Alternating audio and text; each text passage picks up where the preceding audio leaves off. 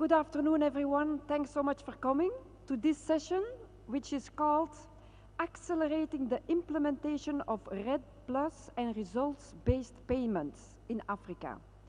It will be moderated by Peter Umunai, and Peter is the Senior Advisor for Forest and Climate Change at WCMC. Peter, you have the floor.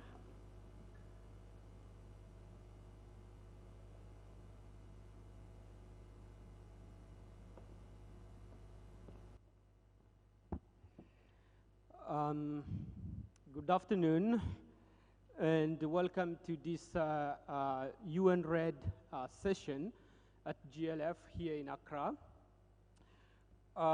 This session will be talking about accelerating the implementation of UN REDD program and the result-based payment. We will be focusing in Africa specifically. As you might know, UN REDD program is an innovative flagship of partnership between FAO, UNDP, and the UNEP. And what the UN REDD does is to support countries, to support the nature-based solution through forest planning, action at national, regional, and jurisdictional level. Today in this session, we will have a short video that we would like to play first, just to understand what will be the role, what's the role of forests and why we're talking about this.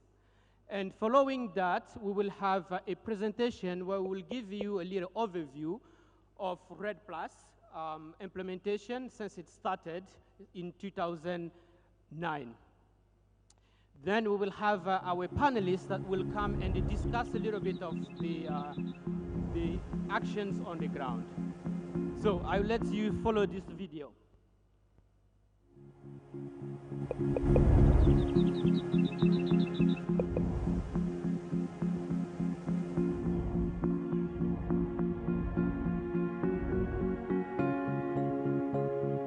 Life is better with forests.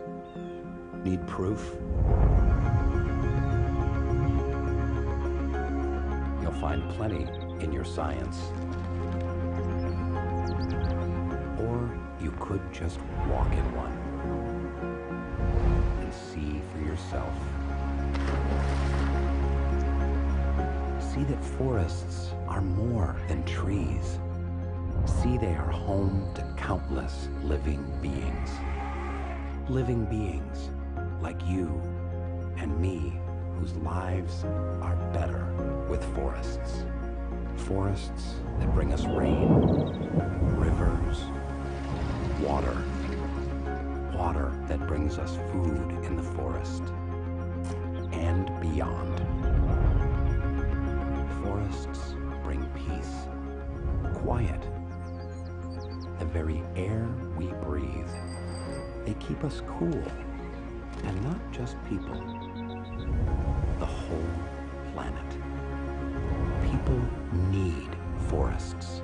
Video, I think the message is that it's better with forests. So in this event, we will be highlighting the work that we have been doing, the UN REDD has been doing since its inception. Can you please have the first presentation on the board? Yes.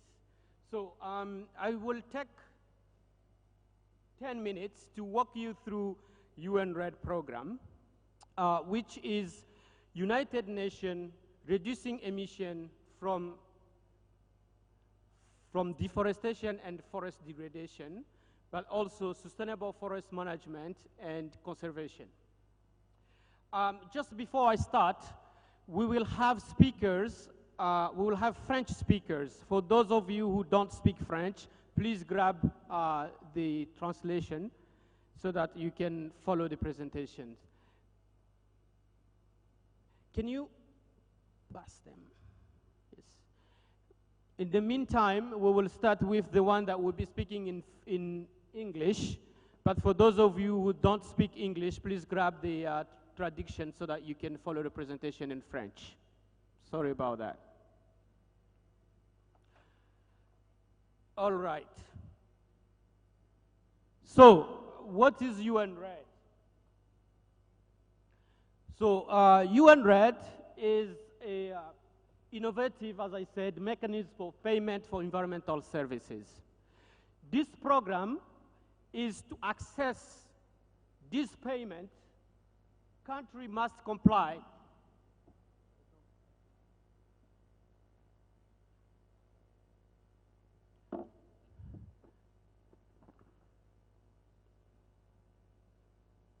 Okay. I think I will just continue with the presentation even though people are still getting the mic. Okay? All right, so UNRED is an innovative mechanism for payment for environmental services. To access those payments, countries have to comply with the requirements. And those requirements come from what we define as the Warsaw framework. And this Warsaw framework was designed following the UNFCCC requirements from the COP, the Conference of Parties. The UNRED program supports several countries to meet those requirements. And those requirements are, if you can see from this slide, so I have just highlighted the requirements that every country has to comply. Okay, thank you. So those are the requirements that every country has to comply in order to get the result-based payment. One of the requirements is every country should have a national forest monitoring system. And this work is being led by one of the UN agencies, that is FAO. We will have one person from FAO who will be sharing the experience of getting the country to have a national forest monitoring in place. The second element is the national forest monitoring system. Here is again led by FAO. This activity is trying to know how much forest every country has and what are the measures that the country will put in place in order to reduce the drivers of deforestation or to cut some of these activities that will increase forest loss. The third element is the National Strategy and Action Plan.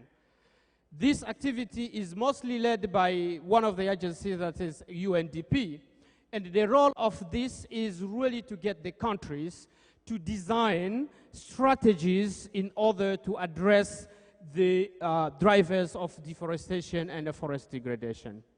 And the last element is the Safeguard Information System.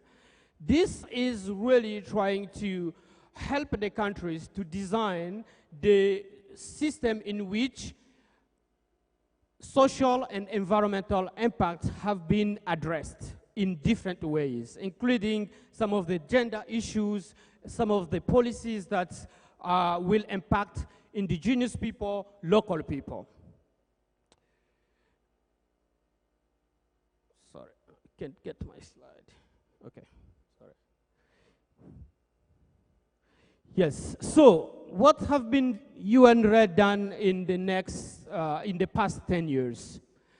I think the lesson that we have is that REDD has been very instrumental in recognizing forest management, conservation as a key tool for policy at scale. It means that with the UNRED, countries have been able now to understand that the forests that they have could play a very major role either in the development but also in the policy related questions in the country. The process of readiness preparation in terms of the first phase of REDD+ has also been very important in terms of benefits like the adoption of forest monitoring system, the social and environmental safeguard, but also integration of forests into conservation agenda.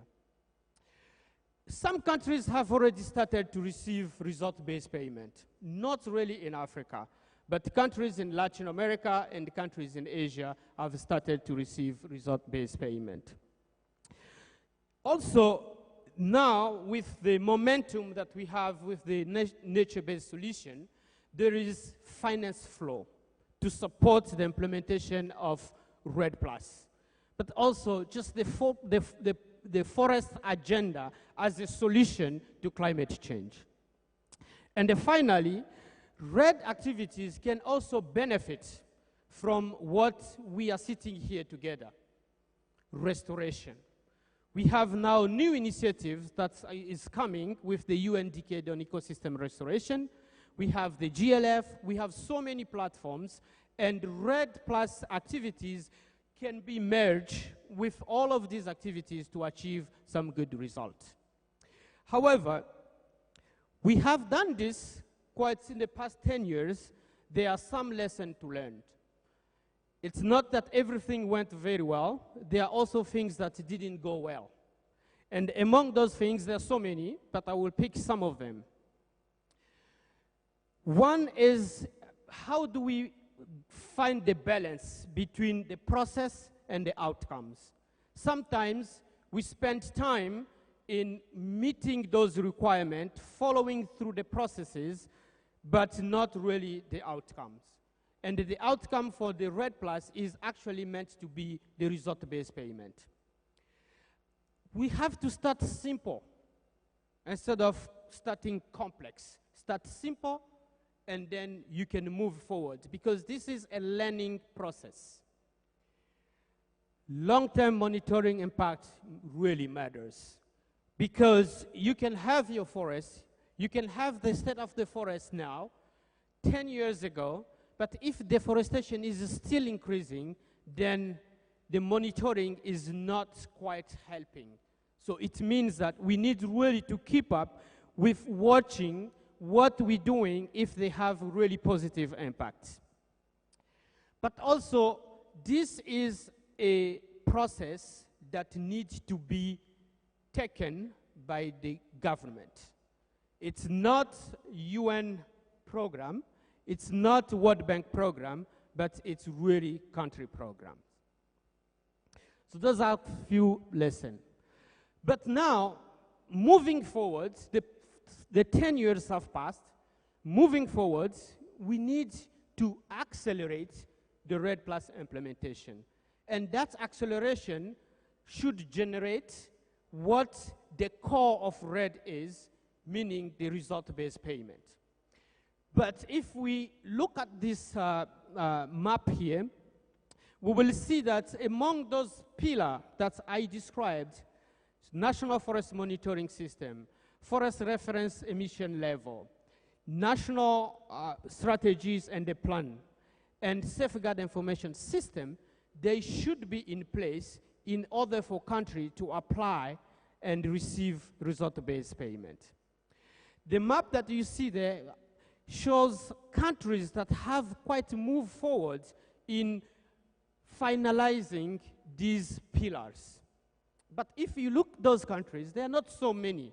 And in the case of Africa, not so many of these countries have quite achieved those requirements. So it's a work to be done. This is where the acceleration or the next phase of UN REDD should do. The second thing is, we can do everything, as we can see now from the past and now, and as we continue. We can't do anything without the implication of private sector. We really need to engage private sectors, especially those that the activities are impacting forests.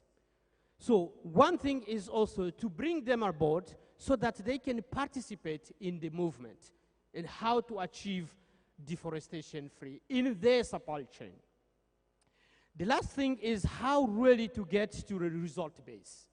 How do you help countries to move from that readiness phase, investment phase, to really get the results? Meaning to get the money from the activities that they're being implemented to keep forests alive and to reduce deforestation. So, now moving forward, the UN REDD program is really trying to support countries in three things.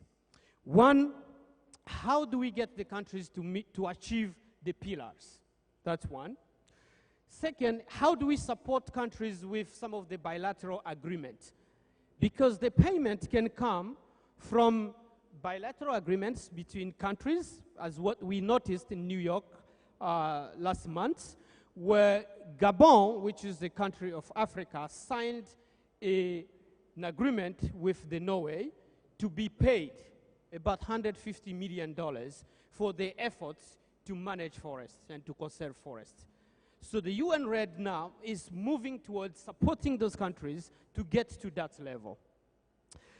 Also, providing some technical expertise, not only to complete the requirement, but also those agreements come with some of the compliance and some of the paperwork. So the UN REDD is trying to help the countries to get to that level. But there are also some transactions that countries need to learn. And among those transactions, for example, I will take an example, the California market, the carbon market in California. This is not at the country level, this is at the jurisdictional level. So the UN REDD is also trying to work with the countries at the jurisdictional level so that they can access those payments that only target some jurisdictions. Another thing is the aviation market. Today, the aviation market has put together what they call CORSIA, so Carbon Offset Reduction Scheme for International Aviation. The market is very open, but countries need to work so that they can meet those requirements and access the payment or access the market so that they can get payment from this aviation. Another scheme that came out recently is the Architecture for REDD Transaction. Again, this is the initiative with some developed countries led by Norway to try to structure the transaction. How do you get a country that have done quite a lot to come and structure the transaction and start talking to the donors or start talking to the potential buyers? So this is one scheme that the UN REDD will try to pursue and work with the countries so that they can access this market. And also assist the countries in developing, in meeting condition and transaction under the Article 6 of the Paris Agreement. So here I just gave you an overview of what REDD has done for the past 10 years and where REDD is moving forward. Thank you.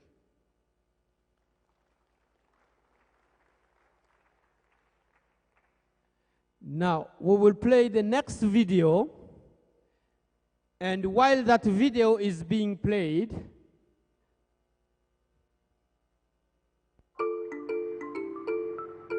Côte d'Ivoire has lost almost 90% of its forest cover. Since it is vital that Côte d'Ivoire saves its remaining forest cover, the UN REDD program has contributed to the REDD Plus process in Côte d'Ivoire, focused on decoupling agriculture from deforestation and promoting zero deforestation agriculture. Cocoa farming is one of the drivers of deforestation in Côte d'Ivoire. The UN REDD program is supporting Côte d'Ivoire to address this through introducing agroforestry practices. The government of Côte d'Ivoire made commitments for the regeneration of forest cover and to the fight against climate change. Agroforestry can provide the incentives to farmers that will reduce poverty and promote financial inclusion.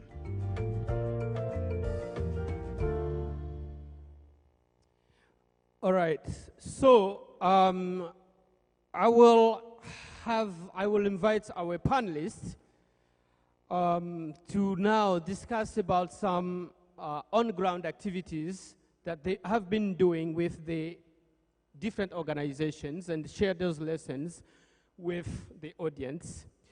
Our first panelist is Dr. Cleto Ndikumang, who's an expert in environmental science, including biodiversity. He works for FAO and he's based in the DRC. He will be sharing with us some lessons about National Forest Monitoring System and how to get the reference scenario for the country. Dr. Cleto.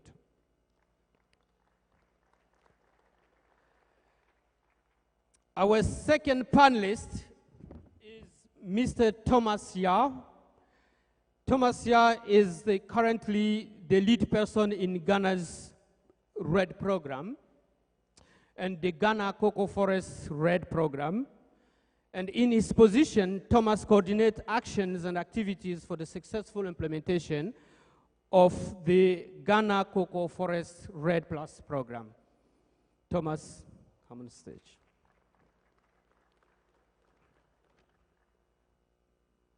Our next speaker is, our other panelist is Mr. Jean-Paul Aka. Jean-Paul Aka is an agriculture engineer. He's based in Côte d'Ivoire, Abidjan, and he works as an expert of REDD Plus with different organizations, basically UN Environment and UNDP, but also EFI, that's for the European Union. And Jean-Paul will be sharing with us some experience of what we just saw with the cocoa initiative, but also how private sector are engaged into the REDD activity. Jean-Paul, come on stage. And our last and not the least panelist is Mr. Ama Patesene from IFAD. Ama is the lead regional environmental and the climate for the West and from the West and Central Africa at IFAD. Amate, he oversees the largest IFAD environmental finance portfolio, managing the regional work on de-risking IFAD's investment and the strategies in almost 24 countries, while supporting the integration of sustainability in institution and government policies. Amate is also leading on the green carbon funds proposals in different countries. Amate, come on the stage.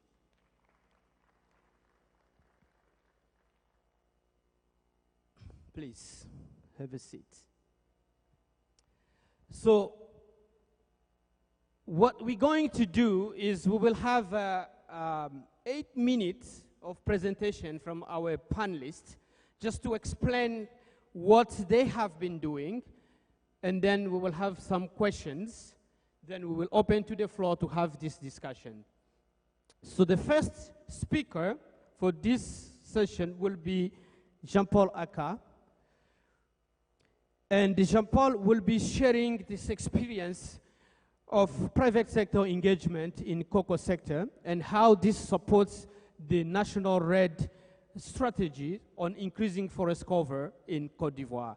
Jean-Paul will be speaking in French, and please have your translation ready. Jean-Paul, the floor is yours. Okay. Thank you, Peter. French language balance. I'm going to speak in French. Alors, donc, Peter m'a largement présenté. Donc, je vais présenter effectivement l'expérience en Côte d'Ivoire. L'ONU REDD a appuyé la Côte d'Ivoire sur le développement et la mise en œuvre de la stratégie nationale REDD+. Et là, nous allons parler spécifiquement de l'engagement du secteur privé. Alors, la Côte d'Ivoire, c'est à 1 heure de vol d'Accra. Et c'est un pays dont l'économie est basée fortement sur l'agriculture, avec en tête le cacao, qui représente à lui seul près d'un tiers de la déforestation. Le pays connaît l'une des, on va dire, manifestations les plus spectaculaires de la déforestation en Afrique. En moins d'un demi-siècle, le pays a perdu près de 90% des forêts originelles. Seulement en 1999, les forêts étaient évaluées à 7 millions d'hectares. Et en 2015, lors de la dernière évaluation, nous étions à 3 400 000 hectares, avec un taux annuel de 200 000 hectares de forêt. Donc je l'ai dit, c'est principalement du fait de l'agriculture, avec en tête le cacao. Alors le pays s'est engagé dans le mécanisme REDD+, avec pour objectif effectivement de lutter contre cette déforestation-là. Et il a identifié, on va dire, 2 axes pour adresser la question de déforestation et la restauration des forêts. Le premier axe, c'est effectivement de promouvoir l'agriculture zéro déforestation, afin d'éliminer la déforestation dans les chaînes d'approvisionnement agricole, en tête le cacao, comme je l'ai dit. Et le deuxième axe, c'est la restauration des paysages forestiers, basé sur la promotion de l'agroforesterie et du reboisement villageois.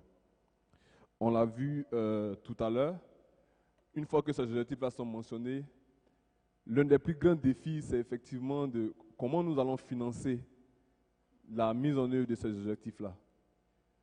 En Côte d'Ivoire, aujourd'hui, nous avons 3 grandes initiatives pour adresser la question de déforestation. Vous avez l'initiative Cacao Forêt, qui est la contribution du secteur cacao dans la lutte contre la déforestation. Vous avez la POI, qui est l'initiative de l'huile de palme durable, pour éliminer la déforestation dans l'huile de palme. Et récemment, le pays a développé une nouvelle stratégie pour la restauration des forêts. Alors, dans ces 3 documents-là, le plus grand défi reste le financement. Alors, l'ONU Environnement accompagne la Côte d'Ivoire dans la mobilisation du secteur privé et surtout dans la mobilisation des financements privés afin de mettre en place des modes de production de cacao qui soient cette fois-ci durables et qui puissent contribuer à la restauration des forêts. Et il a été mis en place ce qu'on appelle le partenariat 1 pour 20. Le partenariat 1 pour 20, c'est une collaboration entre l'ONU Environnement et la facilité REDD de l'Union européenne. L'objectif, c'est de mobiliser $1 milliard pour atteindre 20% de couverture forestière. Il est en partenariat avec le secrétariat du permanent REDD+, le Conseil du café cacao et le ministère des eaux et forêts. Comme je l'ai dit, l'objectif, c'est de mobiliser $1 milliard. Dans son approche, on va... 4 points sont à l'ordre du jour. Le premier point, c'est que si vous voulez attirer le secteur privé, c'est que nous devons mettre en place des modes de production qui soient viables économiquement. Donc le premier travail que nous faisons, c'est d'analyser la viabilité économique des modèles de production durable des cacao, notamment d'agroforesterie, afin de mesurer si effectivement c'est quelque chose qui peut attirer le secteur privé. Une fois que ce travail il est fait, nous essayons maintenant de proposer des solutions de financement. Et là, c'est plus l'innovation financière. Comment nous allons mettre ensemble les différentes sources de financement, notamment les financements publics qui nécessaires et aussi domestiques qui doivent exister, mais surtout comment nous allons utiliser ces financements publics-là pour attirer les financements privés, pour assurer la mise à l'échelle. Donc pour cela, nous allons ensemble rassembler les acteurs. Donc, on essaie de faciliter les partenariats publics-privés. Donc, nous mettons sur la table les acteurs financiers, des acteurs publics et des producteurs pour réfléchir ensemble comment les connexions peuvent se faire. Et tout à l'heure, on pourra en discuter. Si on veut attirer le financement privé et le secteur privé dans on va dire dans la lutte contre la déforestation et de la restauration des forêts, il est important pour nous de construire des chaînes de valeur qui puissent nous assurer que effectivement ce qui va être planté va être vendu. Et en ce moment-là, effectivement, nous attirons le secteur privé. Le dernier point, donc, avant de conclure, c'est le renforcement des capacités. Tout à l'heure, nous parlions d'innovation financière, de compréhension des attentes du secteur privé, mais aussi la nécessité de voir les types de politiques publiques à mettre en place pour favoriser l'investissement privé. Donc nous travaillons avec le gouvernement, donc le secrétariat exécutif permanent REDD+, le Conseil du café cacao et le ministère des eaux et forêts, mais surtout le ministère de l'économie, afin de mettre en place les conditions habilitantes qui vont favoriser l'investissement privé.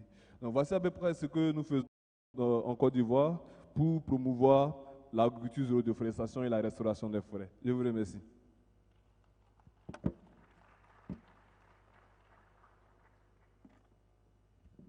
Merci Jean-Paul. Donc mobiliser les secteurs privés pour appuyer la stratégie nationale REDD de la Côte d'Ivoire afin de pouvoir améliorer le couvert forestier, mais aussi soutenir la production durable de cacao. Merci. Our second speaker is Mr. Thomas from Ghana, and he will be sharing his experience with the Ghana Cocoa Initiative. Thank you very much, Peter. As Peter mentioned earlier, Ghana has been undertaking this REDD+ mechanism for over 10 years now, and I'll try and put the 10-year work in an 8-minute presentation. REDD Plus, as has been said already, Ghana is undertaking the REDD Plus mechanism. And within that period, REDD Plus basically has three main phases. And we have the people from different sectors. Even though it's forest related, it goes beyond just the forest sector. We have actions or inactions of other sectors affecting this, leading to deforestation and forest degradation. We've also built capacity over the period because this is a new thing that was coming in and we needed to adapt accordingly. So capacity of people have been built over the period. And another key thing is also mainstreaming REDD Plus into everyday activities that we do. Over the period, this is about social beings, human beings who are social. And undertaking or mainstreaming these activities also takes some time. So strategically, we intentionally came around with programs that could help us mainstream some of these REDD Plus activities into the everyday things that we do. Also, as was mentioned by the earlier speaker, the first speaker, he indicated about private sector engagement. You need private sector to come together to help you undertake some of these things because it's a huge investment that you need to undertake. And you need the technical and the financial support of the private sector as well to help undertake REDD Plus activities. Having undertaken some of these actions over the last 10 years, we came up with our REDD Plus strategy. Our REDD Plus strategy basically tells Ghana how we are going to implement the REDD Plus in the next 20 years. And within the REDD Plus strategy, we came up with 5 programs. In Ghana, we have the vegetation differing from the southern to the northern part of Ghana. So you can't really have just one approach for the whole of Ghana. So in our REDD Plus strategy, we have 5 different programs that we've put together for the whole of Ghana. We have a communication strategy. We need to come up with ways that we need to communicate to various stakeholders. When you are communicating to a community, for instance, you would have to come up with a different approach for communicating to, say, political stakeholders. And we've developed some of these things. We've also developed safeguards principles, criteria, and indicators. We wouldn't want anyone to be worse off because of REDD Plus implementation. And that's one thing that so what is the principle that we are looking at? What is its corresponding criteria? And what indicators will we be marking along the way? Ghana has put together some of these things. We've made some institutional arrangements. You need to collaborate with key institutions to implement REDD Plus program, and we've put in place some key institutional arrangements. And it was mentioned by Peter about resource base. This will not be a one-stakeholder approach. This will not be a one-stakeholder effort. It will be a collaborative effort. So what we've put together over the period is through consultative process is to come up with a consultative benefit sharing plan so that any results that is achieved at the end of the day, we have a way or a pathway for sharing that resource. And in undertaking this REDD Plus in Ghana, we've also realized that someone may be aggrieved and we want a solution out of that.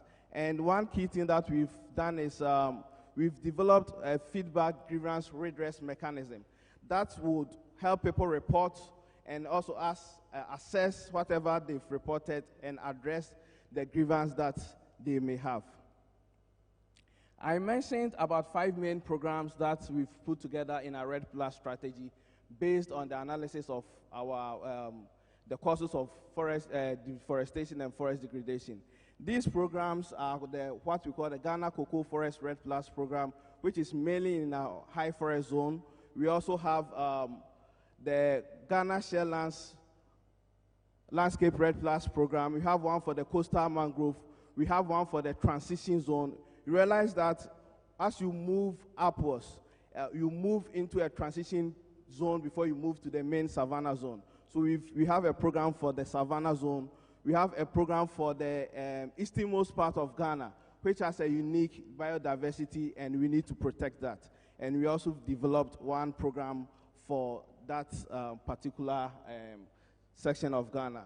But amongst the 5, the 2 developed ones are the Ghana Cocoa Forest REDD Plus program and the Ghana Sharelands REDD Plus program. Under the one will wonder why we even went in for Ghana Cocoa Forest REDD Plus program. Cocoa, during the analysis of drivers of deforestation in Ghana, was realized as a key driver of deforestation and forest degradation.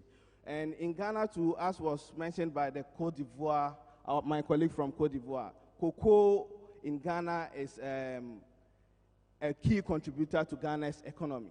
And in coming up with this program, realized that as a key driver and as an interest, Ghana has an interest in protecting and preserving the cocoa.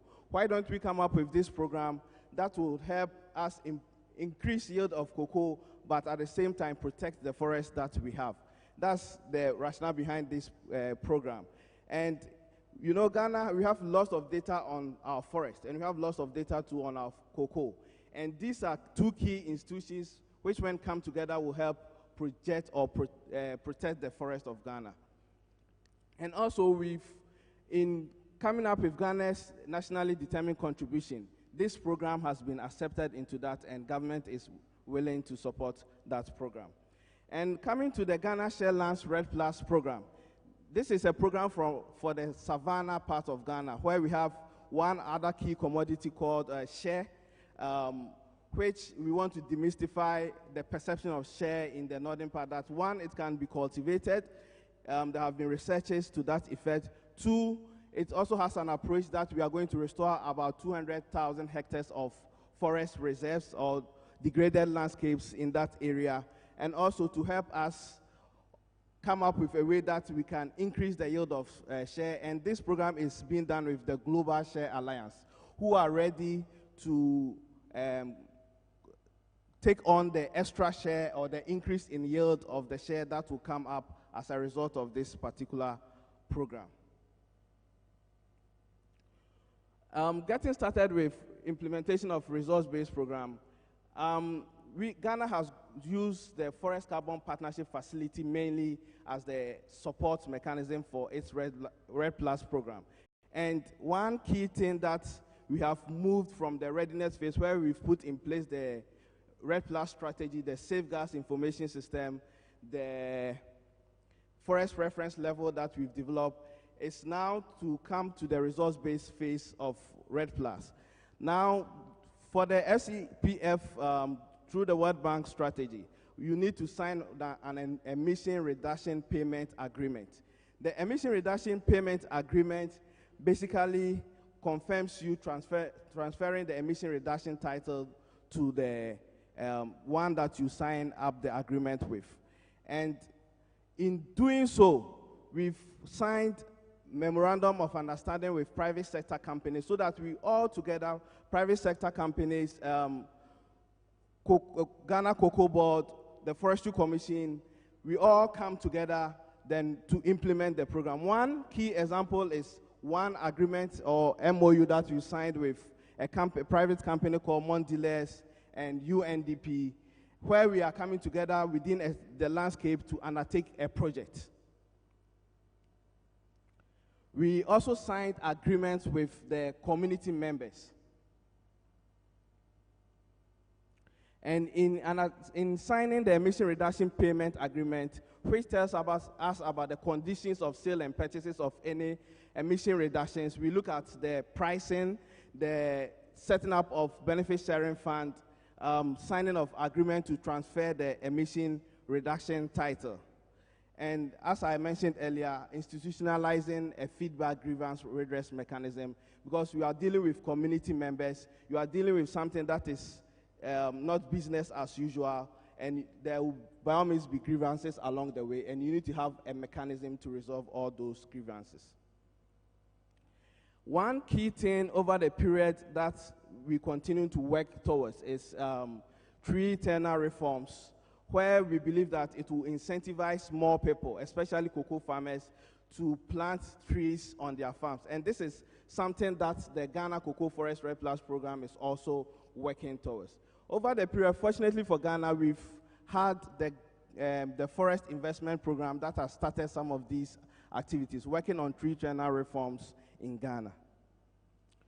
Now, having walked us through the 10-year period, there are some key lessons that I want to highlight that I want to stress on.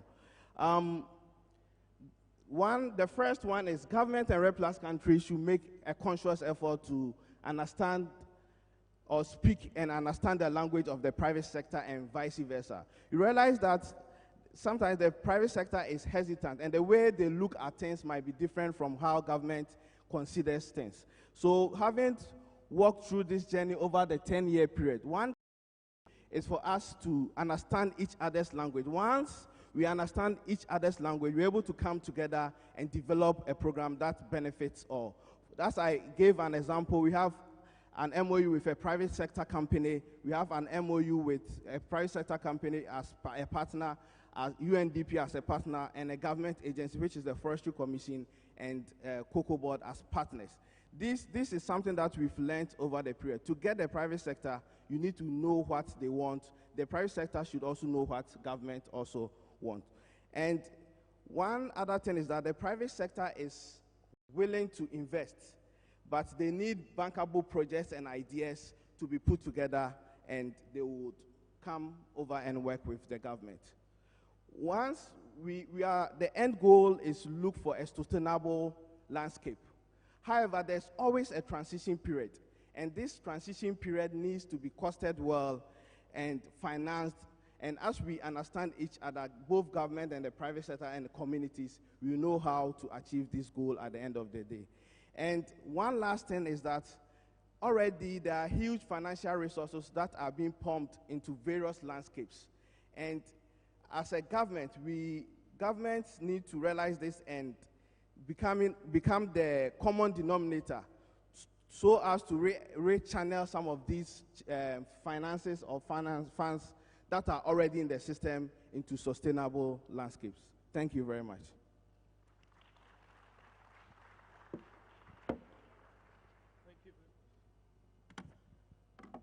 Thank you very much, Thomas.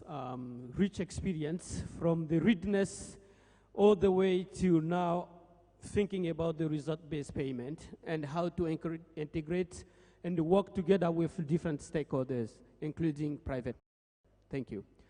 Our next speaker is Mr. Cleto from FAO, DRC, and he will share with us the experience on National Forest Monitoring System and reference scenario. The floor is yours. You need the microphone. Maybe you need this. I will try to speak also in French because I have to do transition from English to French. Je suis très content d'être ici pour vous présenter justement le système de surveillance des forêts en République démocratique du Congo. Je vais surtout vous présenter le contexte de ce pays continent que vous entendez parler, mais aussi parler des piliers du système de surveillance qui comprend bien sûr les données d'activité, les facteurs d'émission, les stocks de carbone et aussi parler du niveau des émissions de référence des forêts. Je vais aussi parler du rôle de la FAO et surtout de parler d'autres contributions parce que la FAO travaille dans d'autres pays aussi. Et je terminerai par une petite conclusion. Le contexte national, vous le connaissez, la RDC c'est un pays très grand qui est plus grand que peut-être l'Europe centrale avec plus de 2 300 000 km², avec justement un engagement très important au niveau de la REDD+, depuis 2009, avec une stratégie très forte, avec un gros engagement également au niveau des donateurs, parce que nous avons un fonds REDD national qui appuie ce que nous faisons, mais également un pays qui a déjà soumis le niveau des émissions de référence des forêts. Et il est important de signaler que, sans être trop technique, les 3 piliers du système de surveillance comportent bien sûr les changements de superficie qui sont mesurés par les satellites, mais aussi les changements de stocks de carbone qui sont mesurés par les inventaires des forêts au niveau national. Et enfin, ça nous permet d'évaluer le CO2, et c'est ça que nous reportons au niveau de la Convention du secrétariat sur le changement climatique. Ici, je voudrais surtout insister sur le premier facteur, le suivi des forêts par satellite. Nous avons divisé le pays au niveau de deux périodes, la période 2000 à 2010 et aussi la période de 2010 à 2014. Et cela nous a permis, bien sûr, d'avoir une matrice de transition des écosystèmes à partir des forêts primaires, les forêts secondaires, les forêts sèches, mais aussi toutes les cultures et aussi la régénération naturelle. Cela nous a permis de désagréger justement l'évaluation des émissions. Ici, vous voyez comment nous avons travaillé. Nous avons eu à analyser 10 000 points pour la période de 2000 à 2010 et puis à peu près 11 000 points entre 2010 et 2014. Il est important aussi de dire que c'est une combinaison des images satellites Landsat qui couvrent une grande surface, mais aussi d'autres images de petite taille qui peuvent nous permettre d'avoir des précisions sur les forêts, également autres usages des terres.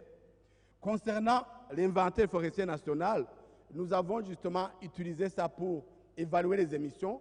Nous avons combiné le travail qui a été appuyé par le Canada au départ, mais aussi le travail qui a été appuyé par les Japonais et aussi le travail fait par VVF pour avoir justement les informations de base. Et ici, il est important de signaler que nous sommes déjà au niveau de tout le pays. Nous allons terminer à faire ce travail d'ici quelques mois, mais je dirais que nous avons 320 points. Il est important de dire que nous avons quelques contraintes. Certains points ne sont pas accessibles pour des raisons de sécurité, ou bien ça peut tomber dans des zones qu'on ne peut pas accéder à ce niveau, mais nous sommes très contents de l'état d'avancement du travail que nous faisons. Et ici, c'est un exemple où nous avons bien sûr l'évolution des émissions par province. Nous avons 26 provinces, mais aussi les émissions, des émissions par superficie au niveau des forêts. Ça, c'est en 2020, de 2000 à 2010. Mais on remarque justement qu'avec l'évolution entre 2010 et 2014, il y a eu vraiment une accélération de la déforestation au niveau de la RDC. Ici, c'est une image très importante où nous travaillons avec WRI, ça c'est en 2018, pour renseigner les événements majeurs de déforestation de la superficie est supérieure à 5 hectares. Vous remarquez que dans certaines provinces, il y a beaucoup de pertes qui sont occasionnées en grande partie par l'agriculture sur le brûlis, mais aussi et surtout par d'autres facteurs comme justement l'exploitation minière et aussi l'exploitation illégale au niveau national. Ici, je voudrais insister sur le montage institutionnel. La FAO vient en appui au niveau du gouvernement et nous appuyons bien sûr 3 départements. Le département qui suit les images par satellite, le département qui suit l'inventaire forestier national et le département qui travaille sur l'inventaire de gaz à effet de serre. Nous avons 2 types d'appui, un appui sur l'assurance qualité pour voir comment les gens travaillent et également un appui sur le contrôle qualité. Le message clé ici, c'est que nous ne pas se situer au gouvernement, mais nous appuyons justement le ministère et nous avons l'initiative CAFI au niveau de la RDC qui également nous appuie au niveau financier et au niveau institutionnel. Je voudrais surtout insister sur où est-ce que nous en sommes actuellement, rapidement. Au niveau des systèmes de surveillance des forêts, nous avons déjà soumis le niveau des émissions de référence des forêts à la Convention en 2018. Nous avons un portail web qui fonctionne où nous mettons toutes les informations, ce que nous faisons, mais en ce qui concerne les autres contributions de la FAO, nous pourrions signaler que la FAO ne travaille pas uniquement au niveau de la RDC. Nous avons un travail assez important que nous menons au Libéria. Au Libéria, nous pouvons signaler quelques éléments. D'abord, l'inventaire forestier national qui est déjà terminé avec 285 unités d'échantillonnage, mais aussi nous avons les formations de techniciens qui sont déjà élaborées, mais aussi un système de surveillance avec outils CEPAL qui nous permet non seulement de mesurer la déforestation, mais qui peut également mesurer la dégradation. Ce qui a été de signaler, c'est que nous tenons compte évidemment de tous ces éléments pour la prochaine communication qui va sortir dans le rapport biennal 2017-2018.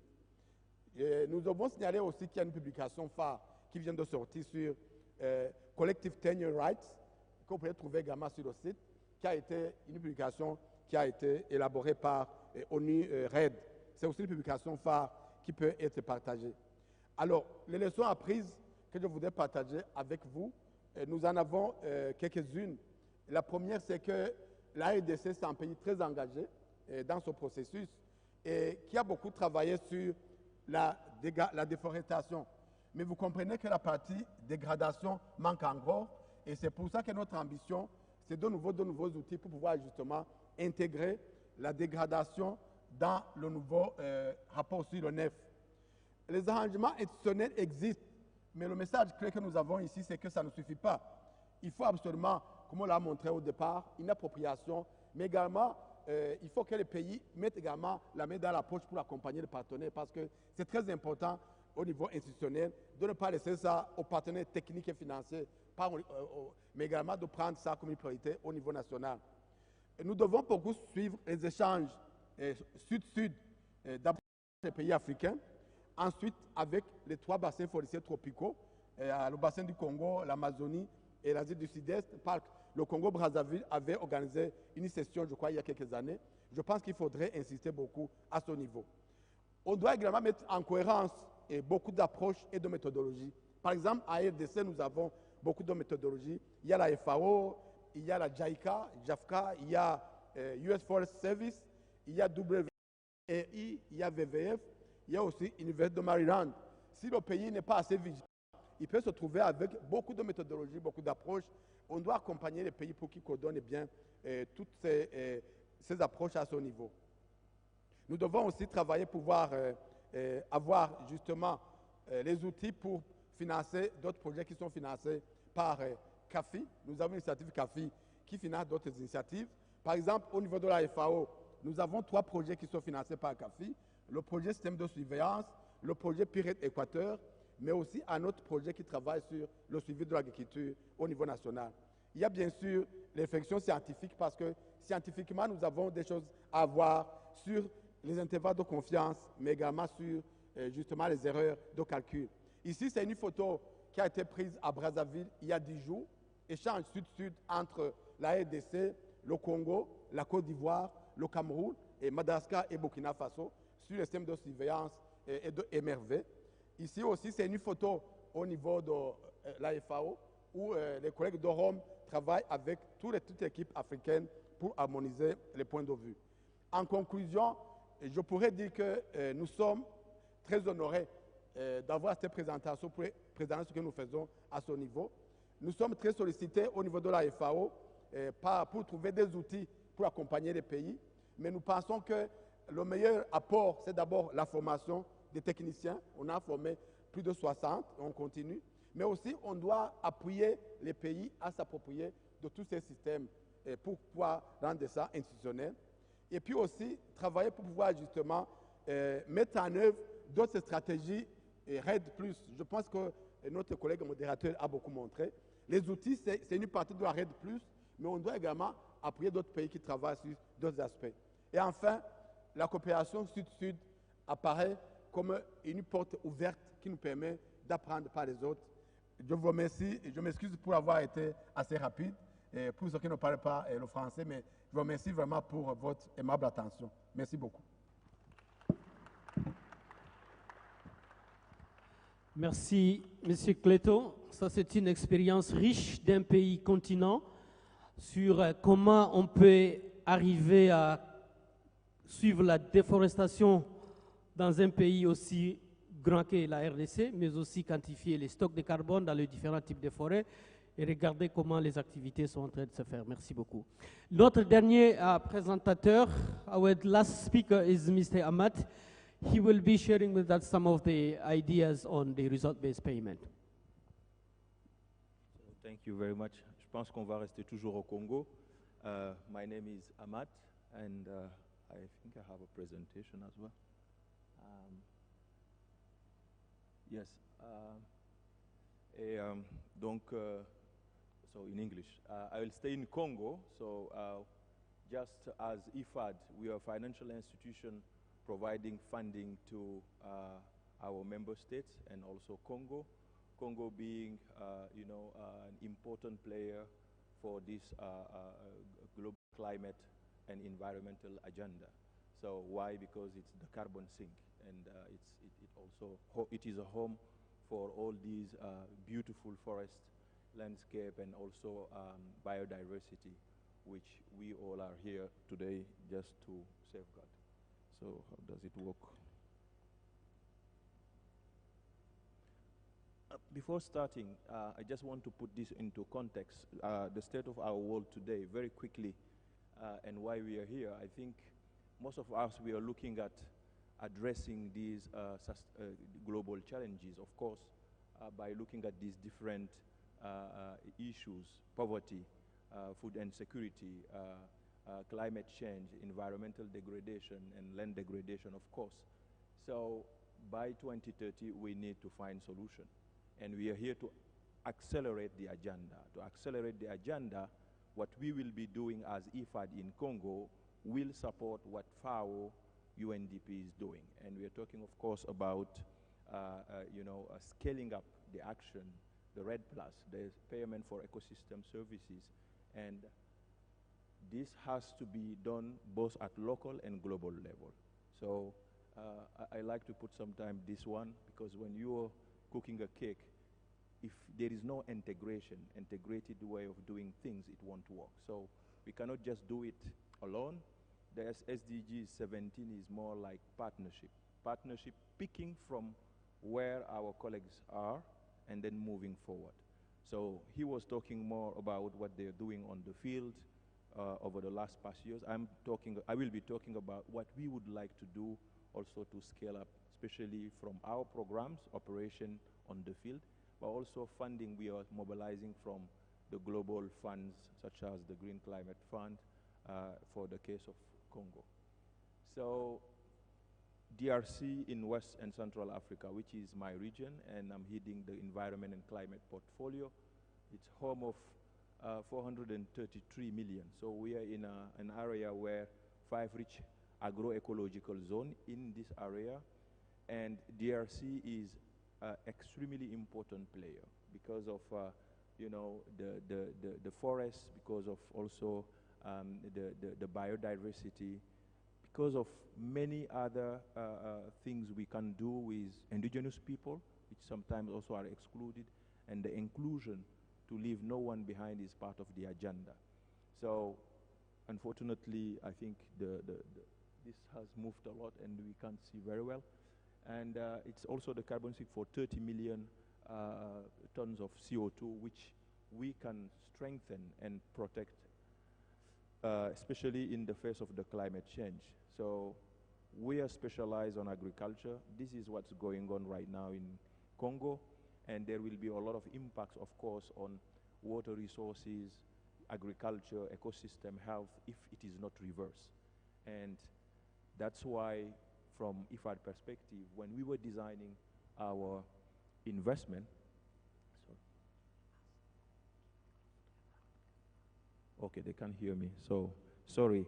So when we are designing our program, we do our best to take into account the climate projections, and to make sure that this is integrated into the way we manage our ecosystems, integrated into the way we do agriculture, we do agroforestry, and so on. So our focus area is the Lomami National Park. So here we are in a province which is not far from the other province where our colleagues are working.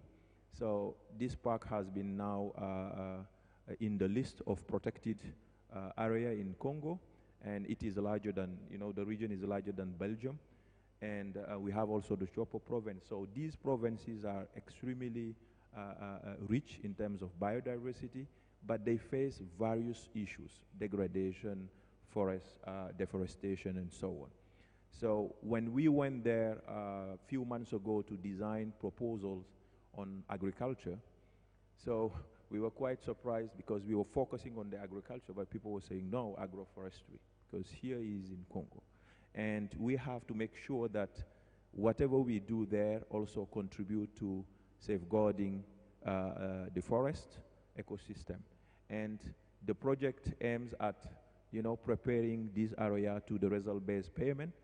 So using, of course, what has been done so far, but replicating and supporting the implementation of REDD plus approach plus sustainable agriculture. So not necessarily just the forest, but people also live from agriculture and combining both. So here, what we will be doing under this program is first promoting sustainable intensification, not necessarily expanding because of, the buffer zones and these different parks where you need clearly to define which kind of agroforestry you would like to promote. The protection of these species like the bonobo, lesula, and so on. The co-management of these resources by communities in this area, making sure that also the capacity building is there, providing the infrastructure, drones, the system of surveillance inside to make sure that, the reporting, the monitoring, which, of course, Congo is putting in place to make sure that they can access to this payment is in place. And last one is more like knowledge management. So how to gather all this information and make sure that, at the national level, at the regional level, all this information is useful and useful to these South-South and triangular cooperation we are talking about.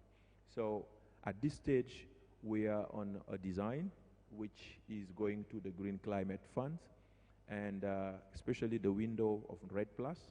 And it's quite easy for us because there is already work done on the field by colleagues, and it is more like taking it at another stage. So covering more areas and also spillover of these experiences going to other countries, including the countries around the Congo Basin. So it's a $40 million, which comes on top of another $100 million of IFAD that is going to our board in December. And from now on, for a 6-year project, so we will be also strengthening and supporting the efforts of the government of Congo on REDD Plus and payment for ecosystem services. And thanks.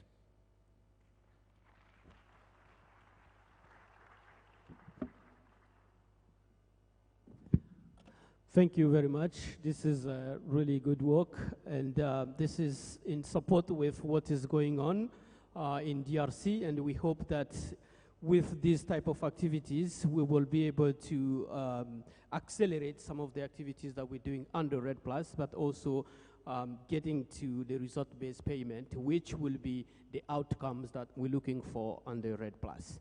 So we have had so many presentations. We would like to hear from the audience. I would like to open the floor to questions. So just one thing, when you try to ask your question, please identify yourself and direct your question to one of the speakers. Who will go first?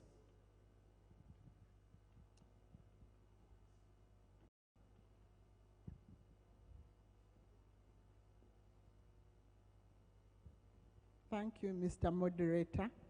My name is Gertrude Kenyanji, and I come from Uganda. I work for the Support for Women in Agriculture and Environment.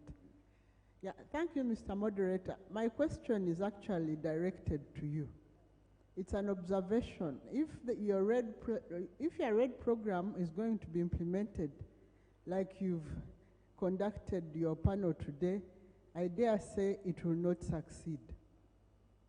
And I have a reason. If your REDD program is going to be gender blind, like your panel is gender blind, it will not succeed. Thank you very much.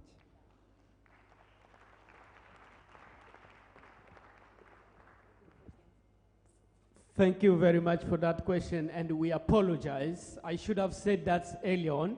We have tried to get all the speakers to have the gender balance. Unfortunately, some of our female speakers, they are either on the trip coming or going out of the country. So we apologize. Thank you very much.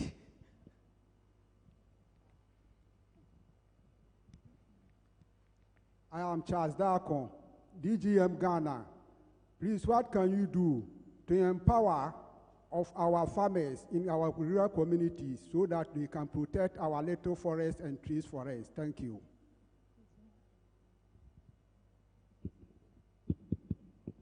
Please. Take a round of questions. That's one. And then let's take a couple more, then we go to the panelists. Hello. Hello, my name is Jonathan Nava, and I work for TreeAid Ghana.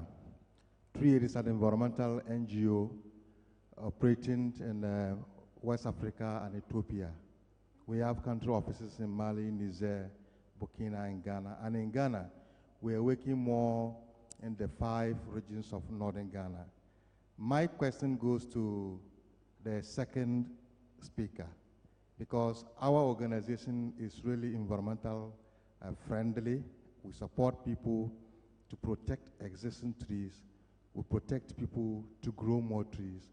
We protect people to develop businesses around trees. We help people really to harvest from trees to improve food security and nutrition. In doing this, it is good for us also to see how we can work with other stakeholders, that we can draw more support to help the people who are really protecting the existing trees and increasing the numbers of trees in our environment. Please, the second speaker, how do you see our collaboration? Because you made mention of SIA, which is one of the trees that we are really working around with the people, the baobab, the African locust, all the indigenous tree species. How do we really support people to benefit from this and continue to protect the trees and allow more trees to grow? Thank you. Hello. Let me just seize the opportunity. No, I think I was next in the line, please. Hello. Good day. My name is Tavi Joda. I'm an agroforester and representing the FR100 ambassadors. I have 2 questions, but they're like observations. Please, in your discussions, we are talking in such a way that it's like REDD Plus is just bringing some top-down, actions or approaches to the communities. We are not seeing what the community is doing from bottom up in terms of REDD Plus actions and implementation. And I also want to say this as a criticism, please. There is a lot of talk on our board meetings, on our conferences, on our platforms like this. A lot of lies as well. We claim to be doing restoration, planting trees, restoring landscapes, but right on the field, there is very little work going there. Let's get really honest with ourselves, with our organizations, and we have to create real processes of ascertaining where was that job done, by whom, and what value. Measurability, visible and tangible job must be matched by what we speak. That's one. 2, we seem to be creating a system where everybody is getting so redundant. Finance, so when you go everywhere and you ask, we want to do this, say we are looking for funding. We are not creating also a system of independence or strength, community empowerment, where people can also do something from communities by their own selves. Not necessarily that you want to plant 10 trees and you're asking that we want funding for that. Does that make sense for us in development? It doesn't make no sense to me. So because I'm saying so from my own example, I have restored 77 hectares of land without any external financing, and I don't need it. So, in the final analysis, I want to say also something going on here in Ghana. We seem to be pretentious. We don't want to point fingers. China is seriously depleting our forests, including our infant and primary forests. What are we saying about it? Nobody. We are pretending. Just jumping over these sensitive issues is telling ourselves that we are going towards the wrong direction. I can testify right here in Ghana, across the entire West Coast, right down to Zambia, Chinese are depleting forests recklessly. No one is speaking. Can we identify this as an issue and talk about it and have a tangible solution about it? Then let REDD Plus and FAO tell me how they are doing. What are you doing in terms of your policy or action in countering this. I come from a community where the Chinese are even fighting with the communities, cutting down trees, rosewood. Am I lying? So, why are we not why are we not talking about this, please? Give me the time, Mr. Moderator. This is Africa. I represent Africa, and I have to speak sincerely on what is important for Africa. Thank you. Very good. So I am saying and sending a strong message from this hall today. GLF, don't hold any meeting in Africa again if you can't identify the real issues bothering on Africa. If you will not talk on the fundamental issues down there in the community where I live, where people were fighting with consortiums that are cutting down our trees and degrading our landscapes, and we sit here and talk just things that are not bearing down on these people. Please, I'm begging you, let's be honest with ourselves. Thank you. Your message is understood. Can we have the last round here? There is a lady here. Allô? Gender, Ouais. please. Alors, j'ai le micro ici. S'il vous plaît, il y a le micro ici. Je suis M. Lassina Kwaku de la start-up SkyF en Côte d'Ivoire. Excusez-moi si je parle le français parce que je suis pas bon en anglais. Donc, ma question va à l'intention du monsieur de la FAO. En fait, nous, à SkyF, on a une solution pour apporter une réponse vigoureuse à la déforestation. C'est d'utiliser des drones pour faire du reboisement à très grande échelle. Donc, on a la possibilité de planter plus de 500 hectares en une seule journée. Donc, pour réaliser ce type de projet à grande échelle, il nous faut notamment des ressources, notamment des ressources financières, mais surtout, et le plus important, c'est la donnée.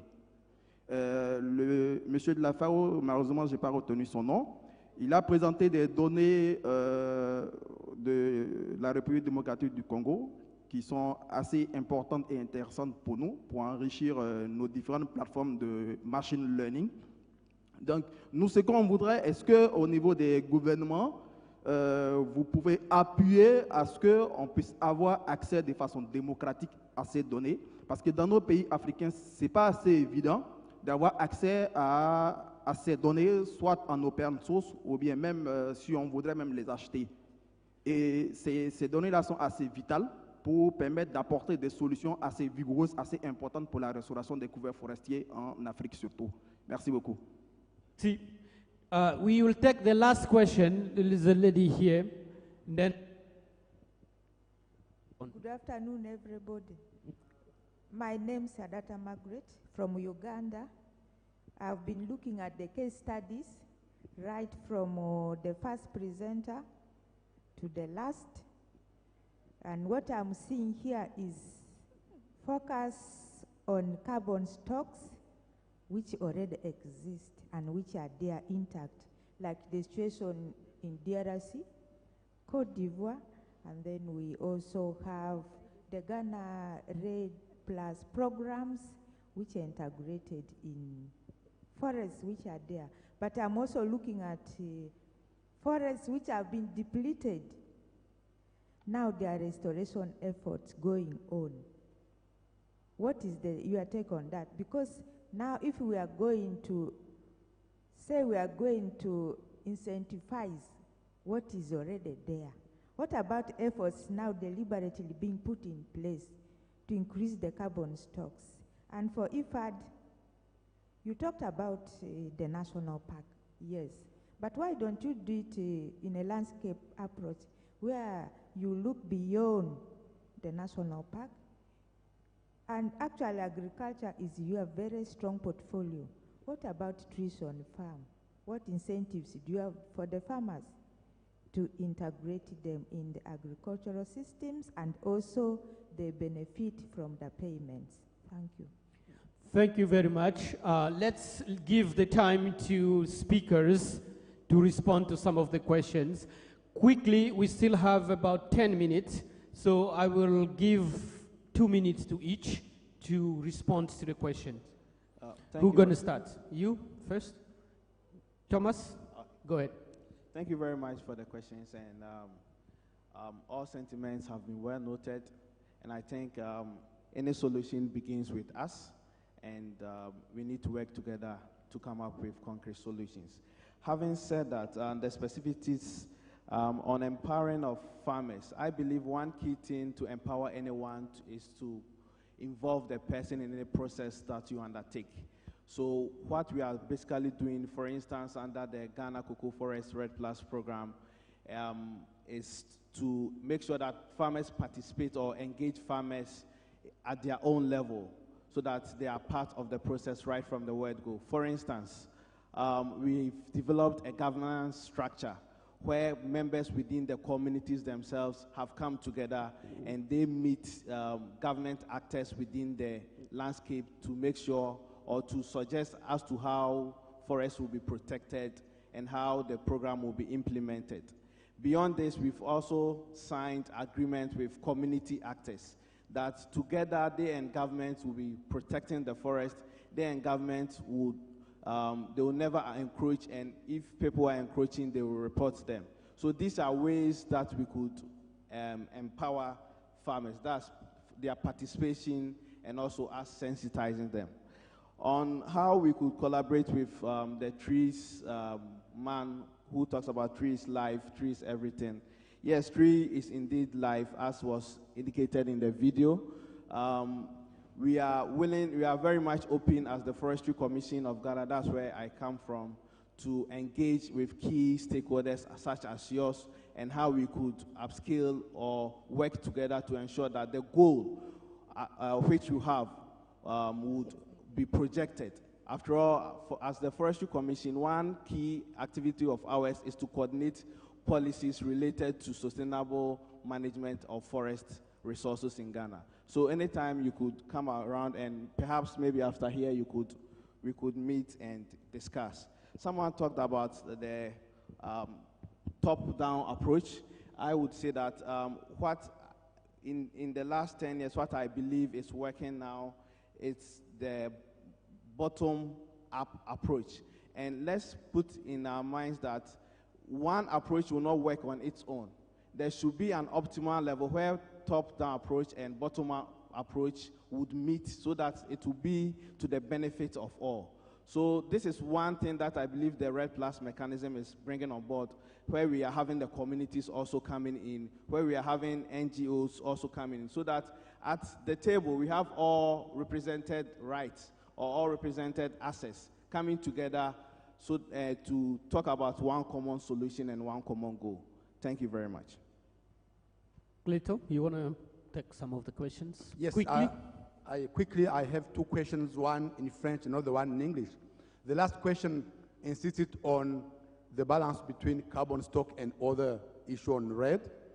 I'd like to say that you are very right, because in DRC we have two kinds of projects. One is what I present is a national project which is giving tools to all partners. But in the meantime, we have period projects, which are the project at provincial level, and we have at least 6 or 7. And FAO is managing another project in period Equator, where we are insisting really on agriculture, fire energy, and how we can involve indigenous people. And we have to apply, of course, REDD safeguards. So carbon stock is not really our objective. It is like a means that we can use to reach communities, but it is really a challenge.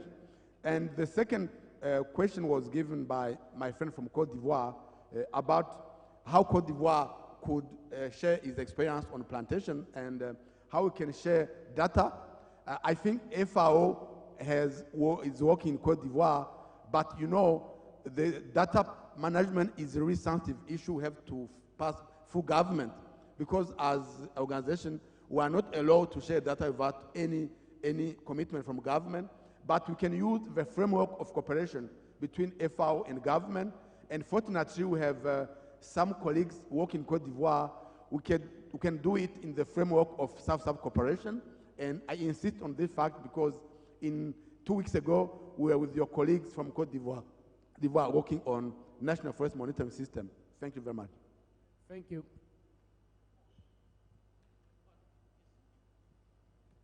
Oui, ce que je vais faire effectivement rapidement, balayer un peu quelques questions qui ont été posées.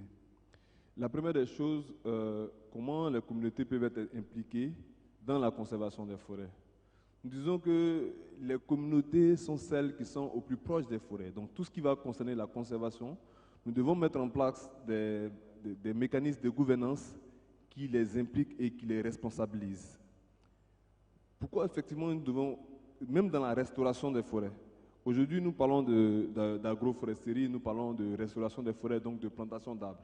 Et on l'a dit aujourd'hui en session africaine, il ne s'agit pas juste seulement de planter des arbres, parce que quand on parle de restauration, il y a tout l'aspect social, économique et environnemental. En Côte d'Ivoire, les planteurs, on a une expérience qui est très éloquente. En 1983, nous avons introduit l'anacade. Nous avons introduit l'anacade au nord pour restaurer les forêts initialement. Donc ce n'était pas une commodité, ce n'était pas une spéculation, une commodité agricole.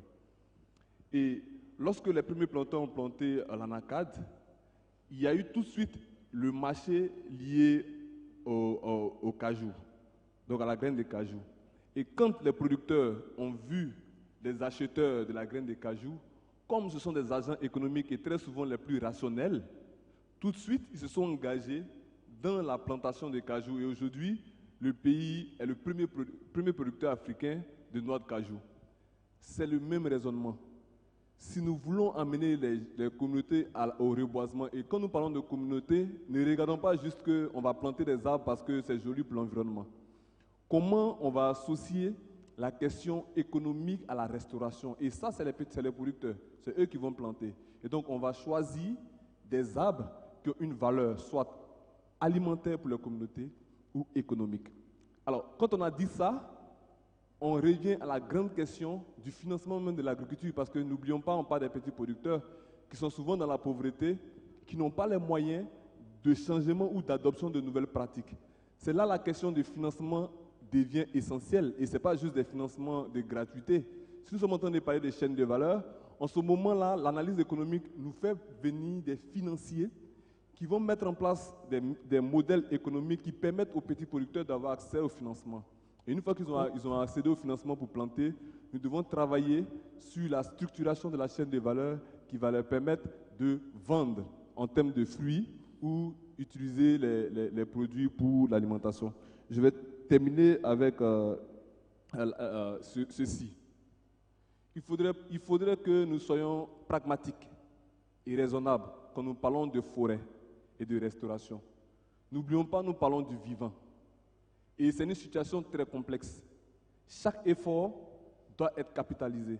Les rencontres que nous avons pour discuter des situations, quand on rencontre les petits producteurs et on les amène dans la réflexion de la solution, tout ça, ce sont des étapes à capitaliser, parce que finalement, au moment où nous sommes en train de parler de réduire la déforestation, nous sommes face à une réalité, la complexité. Vous voulez préserver les forêts, mais les communautés ont des préoccupations de subsistance. Vous voulez reboiser des... Concluez, Jean-Paul. Donc c'est là-dessus que je vais m'arrêter. Merci. Merci. Tu veux prendre une question, un commentaire? La dernière question. On a une minute. La dernière question, je pense qu'il parlait des incentives au-delà des frontières, mais également tout ce qui est l'équilibre entre séquestration avec les autres. Bon, l'équilibre.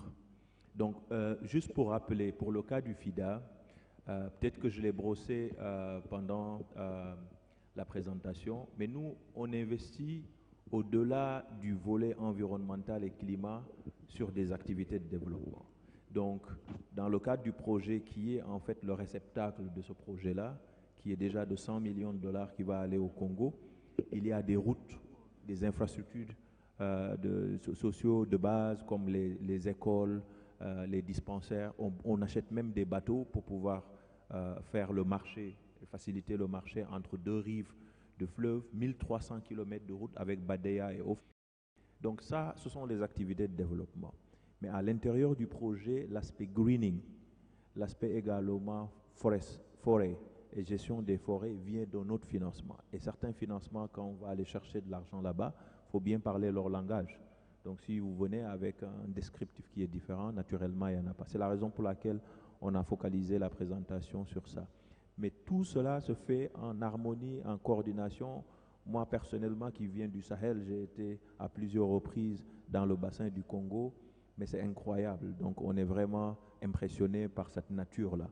Et ça, si ça disparaissait, malheureusement, ce serait extrêmement triste pour notre planète.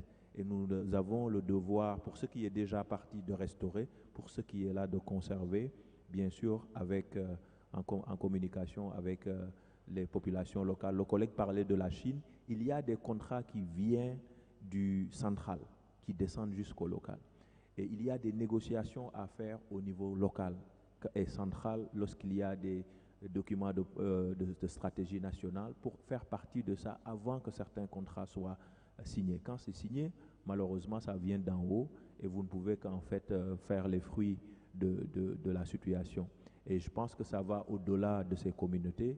Naturellement, les organisations internationales peuvent également aider à conseiller les États dans des deals qui sont dans l'intérêt des win-win. Mais à mon avis, donc, si on construit un stade ou une route, forcément, il y a quelque chose derrière. Et si c'est les forêts, c'est malheureux. Donc, ça, c'était juste pour répondre aussi et puis appuyer, bien sûr, dans le cadre de nos négociations, d'avoir des gens, les communautés locales et également des lawyers capables vraiment de défendre l'intérêt des forêts, pas juste pour la forêt en tant que telle, mais c'est au-delà, la valeur économique, sociale et environnementale. Je vous remercie. Thank you very much. Our event is coming to the end. Thank you for your participation. I think we have learned several lessons here from our key speakers. One is that the ownership from the government is very important. NGOs can do everything, but at the end of the day, the government should be also the one participating. I think the second thing that I learned from this presentation is that we need very stakeholder engagement, going from the top down, but also the bottom-up approach. We have learned from our friends there, speaking about, how do we include in our decision-making process farmers at a very local level. I think one thing that REDD has done quite tremendously is that stakeholder engagement, where everyone comes on board and can discuss and share experience and the lessons to move forward. I think one thing that I'm also learning from this presentation is the implication of private sector. We might do everything, but the big drivers of deforestation are those who are impacting forests at a very large scale. You talk about mining Chinese, we talk about agribusiness, we talk about different other actors that can also impact forests and will have a huge footprint. What I'm also learning here is that we need also to reconcile conservation, protection, but with livelihood. I think the example of cocoa in Côte d'Ivoire, cocoa in Ghana, shea in Ghana, those two examples have shared quite some good lessons in terms of balancing how do we manage our natural resources, but also providing means for people on the ground. I will say also that we learned quite a lot in terms of how do we use the technology to monitor forests. So the DRC is a big example in terms of big deployment of personnel and the money to try to quantify the amount of carbon and also forest-related potentials, and how to follow that through, starting from the baseline data collection all the way to now, and how do you monitor that in the future. So what I'm also learning is that REDD Plus have done quite a lot in terms of engaging countries and government and all stakeholders in different countries to really work together and fulfill this big agenda on reducing deforestation and forest degradation, but also fighting for climate change. So this was the UN REDD event, and I thank you very much, the panelists, for your presence. Sometimes some of you guys, we got you at the very last minute, but I'm so thankful for your presentations and your lessons to the audience. And thank you very much for participating, and have a good evening. Thank you. Again, we apologize for the gender unbalance on our panel. It's not that we did that on purpose. It's just because people didn't show up and they had some other occupations. Thank you very much.